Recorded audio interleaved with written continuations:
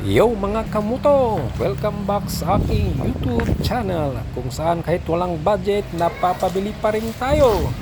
Ngayon may bago na naman tayong budol upgrade sa ating Yamaha Sniper 1x5. Akala mo maliit lang na pesa, hindi boss, maliit sa paningin pero malaki sa forma. Canvas natin ngayon itong CNC Axle Concave para sa ating pangharap, pangdagdag points at pangflex sa ating mga tropa.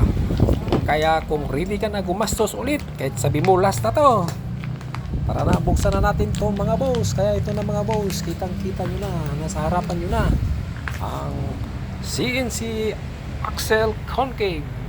Tingnan mo, napakaangas ang kikintab, tsaka malambot lang siya tanggalin yung mga nuts niya mga boss.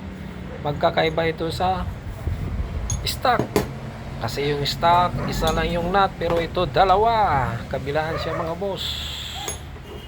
Kaya ang titibay nito. Kaya kung bago ka pa lang sa aking channel, huwag nyo kalimutang mag-subscribe mga boss. Kahit saan ka man sa dakong ng mundo. Kaya huwag mo nang patagalin para lagi kayong updated sa aking mga videos. Please like, share, comment, and subscribe. Maraming salamat mga boss sa pagsubaybay sa aking mga videos dito sa aking YouTube channel.